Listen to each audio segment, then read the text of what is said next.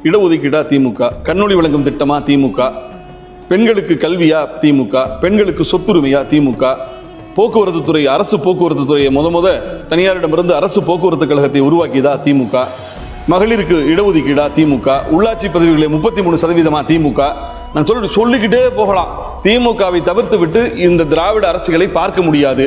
இன்றைக்கு இந்தியாவிலேயே 2வது மாநிலம் என்று இன்றைய முதலமைச்சர் போய் நிதி ஆயோக்ல பேசினார்ல, அது 40 நாள்ல நடந்ததா? இந்த 40 நாள் நடந்ததா? இல்ல. யார் உருவாக்கினா? எங்களை மாமியார் வச்ச மருமகள்.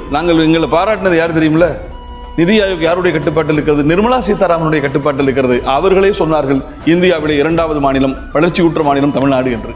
இதற்காக தமிழ்நாட்டின் முதலமைச்சர், இன்றைய முதலமைச்சர் 10 மணிக்கு போயிட்டு மத்தியானம் லஞ்ச் அங்கே சாப்பிட்டுட்டு 5 மணிக்கு வீட்டுக்கு வர்றாரு. காலை 10 மணிக்கு தொடர்ந்து 5 மணிக்கு முடித்துக் கொள்கிற அரசு ஊழியர் பதவி அல்ல, அலங்கார பதவி அல்ல, முதலமைச்சர் பதவி. இரவும் பகலும் மக்களையே நினைத்து இமை சோறாமல் உழைத்து எனக்கான வெயில, பிறருக்கான வெயில நான் ஏத்துக்கிட்டு எனக்கான நிழலை பிறருக்கு கொடுக்கிற தியாக தொண்டுலியம் தான் முதலமைச்சர் பதவி. அந்த முதலமைச்சர் பதவிக்காக முத்துவேல் கருணாநிதி ஸ்டாலின் என்கின்ற ஒருவரின் உழைப்பை எக்காலத்திலும் நீங்கள யாரும் குறைத்து மதிப்பிட முடியும்.